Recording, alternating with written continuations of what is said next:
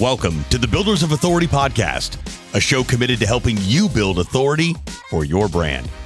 In the realm of business and personal branding, authority stands as a cornerstone. Authority isn't built overnight, it's built over time. So join us as we build something remarkable together. And now, here's your host, Adam McChesney. Welcome back, everyone, to another episode of the Builders of Authority podcast. Today's episode is with someone who is a client of our digital marketing agency and has been since last October.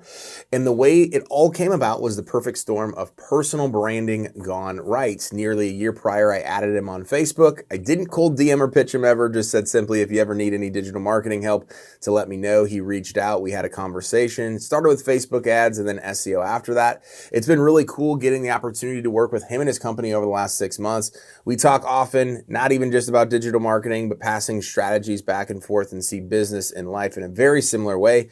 My guest today is Dylan Nicholson. He is the owner and chief visionary officer at Nicholson Heating Air. Dylan, welcome to the show. Thanks for having me, Adam. I was doing some Facebook, I always like to prep myself, right, and see what people title themselves on Facebook or LinkedIn or whatever, and I love the Chief Visionary Officer. Yeah, I like it because I don't have a board, right, so we're not that stage yet, but, you know, reading the books that Rocket Fuel and Gino Wickman and figuring out what my strengths are and where my weaknesses are, I really, latched onto that because it makes me validate myself and know that I can, hire for the weaknesses that I have. So where we're at today, but Love it. So tell us a little bit about kind of your story, pre-business, post, just walk us through kind of high level where everything's been at. So my dad's been in the industry for 35 plus years. Okay. And he, back in 2001, started his own business. And then 2008 happened, and he was very segmented in the new construction world, and so he kind of had to take a step back and actually had to go to work somewhere else for a couple of years. And so with that being said, I came back in the business in 2015, or not back into it, I guess into it in 2015, and we went more of a commercial way of doing business or sector, and those were high dollar jobs, like $1 million, $2 million, but the margins were low, and it was a big low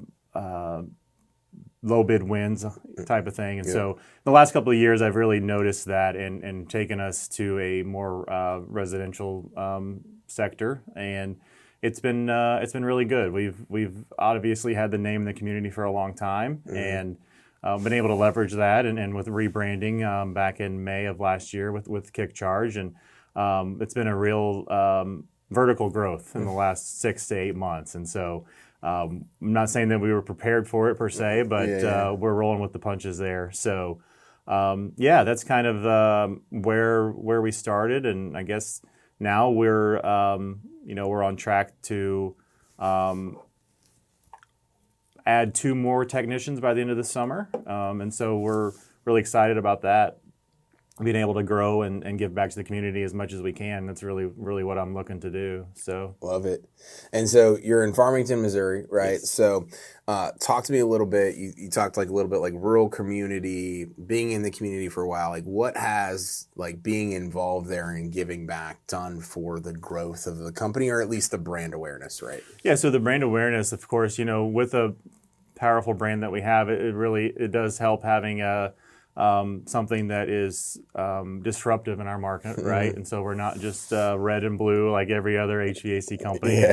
As Dan calls it, curing white van syndrome. We're one of those that have done that. And so being in the community, being involved in the local chambers of commerce, being at every ribbon cutting that we can, being at every event, and just plugging our brand in wherever we can has really...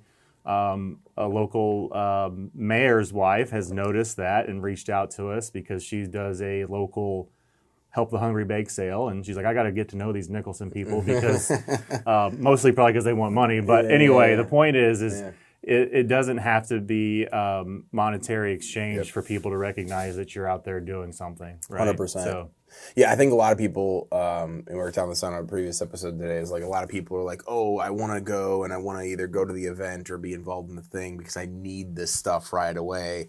It's really a long game, right? Yeah. And obviously the name has been around, the company has been around, but it's really like, okay, I'm building the foundation. That makes everything easier with marketing long term because the longer you've been in business, the more 5-star reviews you have, the more people that know, like, and trust you, the more people are going to say your name. Sure. Yep. It's pretty easy. So talk to me a little bit, right? You mentioned you took the company over from your dad, right? You had some of the rebranding done, commercial versus residential. From an entrepreneurial standpoint, how difficult was that transition process to be like, hey, this is kind of the way we've always done it. I'm bringing some innovation in and going to make it happen. Yeah, it was quite difficult, honestly, because we did a lot of school and public works projects, and so with that comes prevailing wage work, and so whenever you've got somebody that it was used to, $75 to $100 an hour, and then that's not the way it goes in the residential sector, that was a challenge, but we've retained most of those people through that process, and so that was challenging, yes, and then just a whole different mindset as far as needs-based. A commercial customer can usually wait a few days, but Mrs. Jones, when she gets home and her heat or hair is not working, she's going to go to Google and she's going to find whoever answers the phone first, right? Yeah. So it does help, obviously, that we have the brand awareness and that they are able to see our name and already know, like, and trust us. But if we don't answer the phone, then they're going to go to somebody else, right? So to answer your question, I guess with the transition, that was probably the hardest thing, is knowing that we are, a provider that has to be available all the time as opposed to what it used to be. Yep. So. Yeah, and I think like what you mentioned even, so a lot of people think like, oh, hey, if I transition or if I rebrand or I do all that stuff, or if I change who my ideal client is, a lot of times the last people most people think about is the employees, is the culture, is all that stuff, right?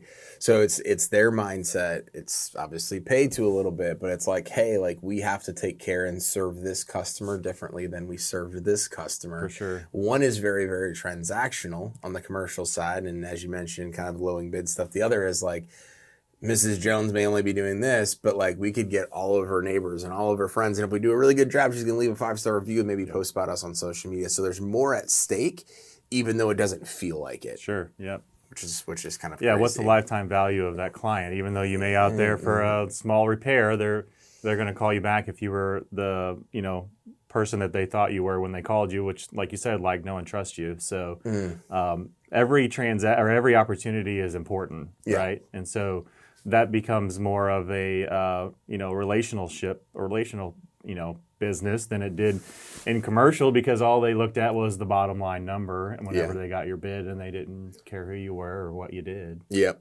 So they had budgets they had to meet, and I got burned on that fairly quickly.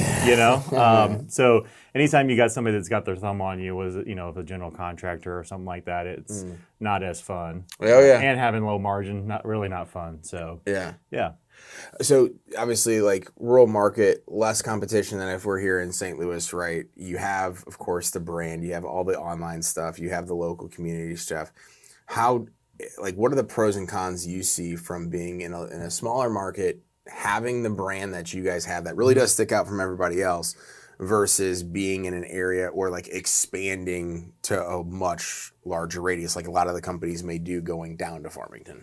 Sure, yeah. So what we can do in that sense is we can really go to the kitchen table with Mrs. Jones and provide, explain what our value is, right? And so still family-owned, locally owned company.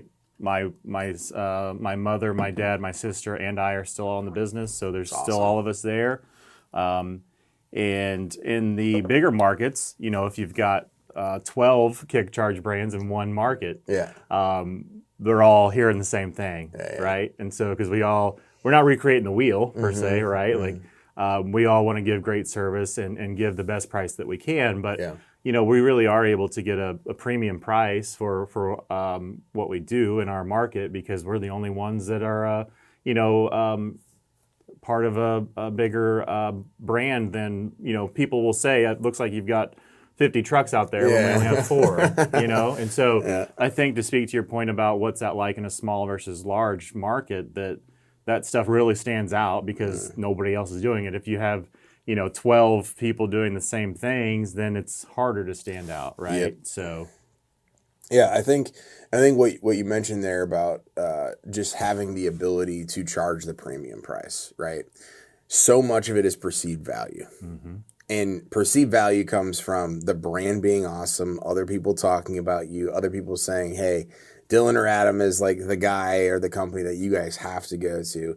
So much of that is perceived value, which turns into premium pricing. Yes. And so often, right, people associate, well, I don't want to invest in my brand, or I don't want to invest in my marketing because I want to, quote unquote, save money. But all of it is an investment, or lack thereof, into either being able to charge that premium price or not. Because if people don't see your trucks on the road, or if it's the white van syndrome, they don't remember your stuff. You just mentioned, like, somebody says, oh my gosh, I feel like you have 50 trucks. It's because they see a couple of them, right? And they're just like, wow, I remember that thing. So it's kind of like oh, I'm going to go get this car. And you think that you see that car now every single time, even though you're like, oh, I never saw that car on the road before. That's the power of that. Yes. And so many people want to take the shortcut of like, no, I'll just go do it the easy way. But then they're like, well, why don't people pay my prices? Because they don't know, like, and trust you before you get there. Yeah. Right? It's so huge. To your point of reaching out to me through a message and saying, this is what I do. And that's what we do in the home too, is Mrs. Jones, we're educating them. Like, okay, your system's 15 years old. This repair is going to be $1,500, $2,000. Do you mind if I share with you the prices for what the new one looks like? Yeah. And they're going to say yes. Then you've got their buy-in from them, right? And then you're able, it's an easier transition than, here's a $15,000 bid for a system. They're not going to respond well to that. But if you can educate them on why we need to be looking at that, is because, refrigerants are constantly changing, and we're going through that now, right? And so efficiencies are getting better. And so if you can just educate them, you get a much better buy-in than you are just going out there to try and sell them something. Yeah, right? yeah. And I know that, and with you, it's the same thing. I've asked you questions that have had nothing to do necessarily with what you do, or have provided really any monetary value to you, but you've been able to answer those questions. And I think that goes a long way with any customer, whether it be in business to business or business to consumer. So, well, I think it's one of those things where it's like, again, if you come off as if you need them as your customer, then you're immediately going to shy them away, right? So whether it's marketing or whether it's HVAC, like, if you show up and you're like, no, Mrs. Jones, you have to buy this other one, right? But you don't give her the options, and more importantly, don't explain it, right? It's one thing to say, like, hey, no, this is your best option, and explain it. It's another to be like, hey, no, this is what we have to do. Like, your only option, right? Yep. So I think a lot of it is basically how it's positioned and all those different things. But one of the topics that I wanted to ask you about as well, so obviously you have your last name in the company, right? People know your family.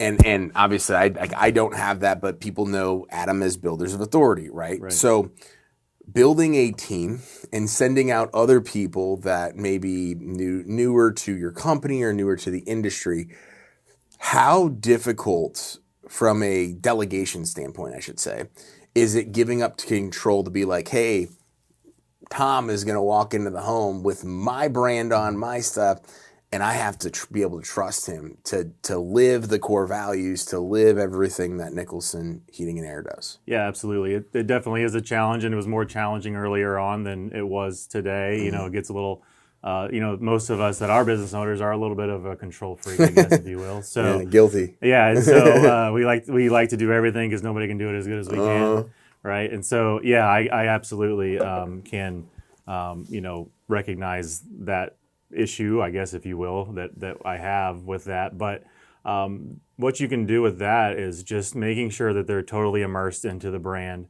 share with core values, vision, mission statement every time that you're around. And as long as you've communicated that with them, and a coach of mine says clarity plus alignment equals accountability. So if they have clarity on what we're doing, if they have alignment on what we're doing, and there's no reason that you can't, they shouldn't be going. We all should be going in the same or rowing in the same direction, right? And so I'm not saying that happens all the time per se about them going out there and doing what they're supposed to do. But again, that's on them at that point, right? Yeah. And so and you spoke to Google reviews, and our guys, most of them use that as a not necessarily something for the company, but they use it for their personal. Yeah. Like, Mrs. Jones, it would really help me out if I did everything that you asked me to today. If I do everything you asked me to do today, and you're satisfied with our service at the end of the call, would you mind to give me a 5-star review? It helps me out back at the office. And 9 times out of 10, he has 0 issues getting a review, and you can go out there and look at the technician because they put their names in there, right? And so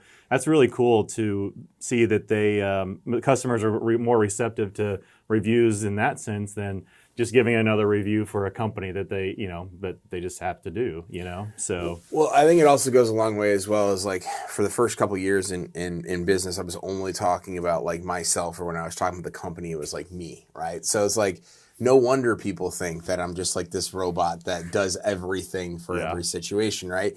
But the more and more, like with those Google reviews or with just pictures on the company page or just like me posting about my team, right? More and more people got to see like, oh my gosh, it is more than just Adam. And most of the employees that we're bringing on right now actually have more experience than I do.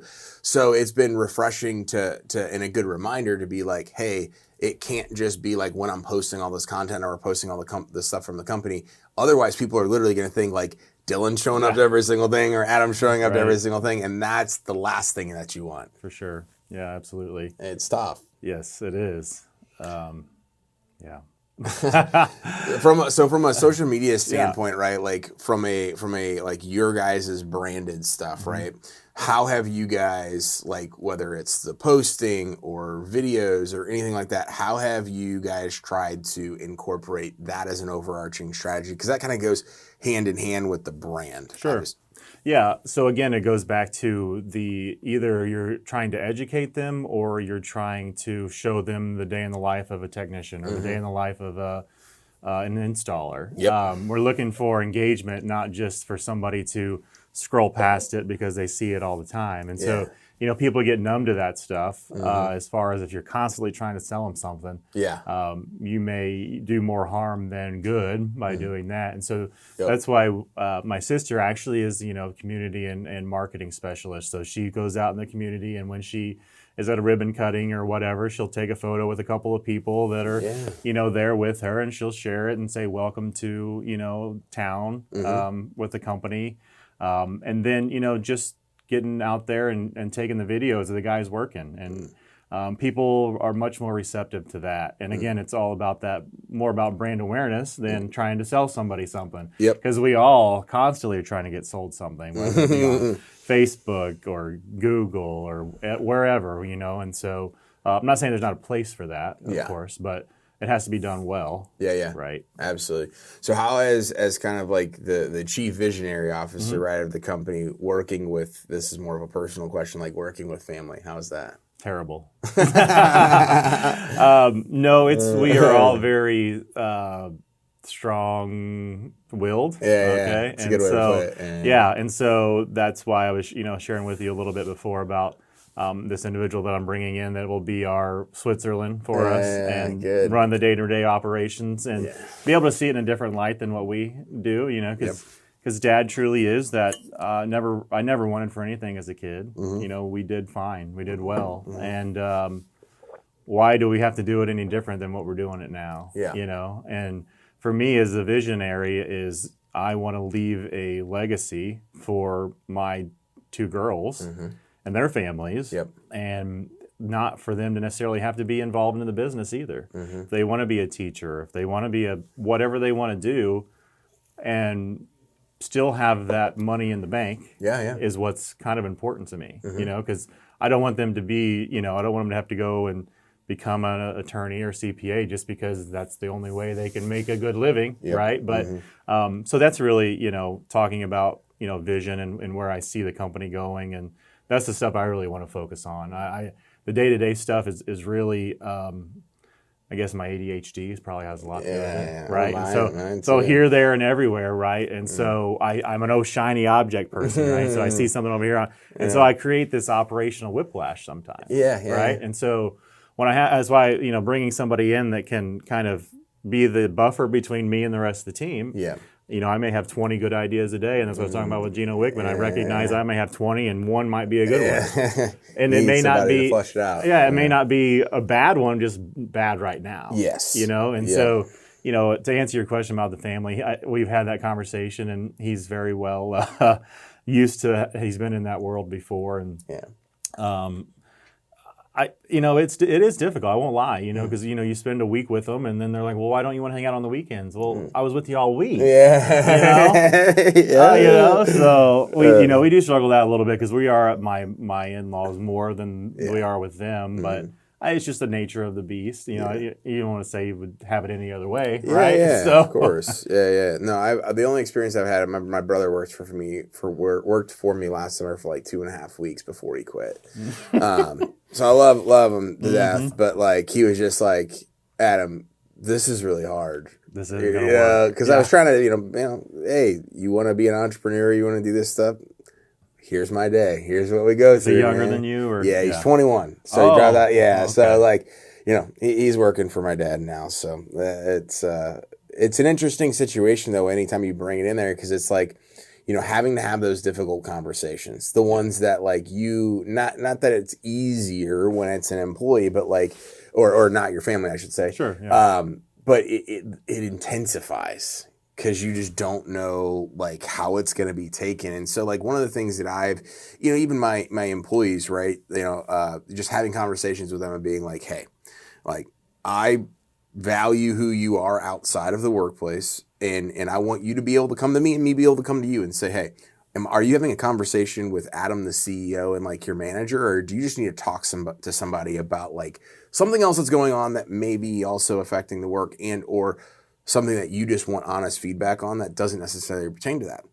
And so I think just like that's something that I learned from the nightmare situation with my brother of like how I can improve on doing it, but it never gets easier per se. I think we just get more experience having the tougher conversations. Absolutely. Yeah. And that's one thing for me that I've, again, going back to, DISC assessments and all these assessments and learning where your strengths and where your weaknesses are. Huge. I am not afraid to hire somebody smarter than me or stronger than me in certain areas. Yes. Right. Mm-hmm. And I know that that's easier said than done for some in a whatever financials. If you're at $500,000 or $250,000 and you don't have the resources to do that, we wear multiple hats until you get to the point where I can only do 80 hours a week. I can only do 120 hours a week. And getting what's your time worth, right? And giving up and going back to the control of giving that up is something that doesn't happen overnight. It's something that takes you a long time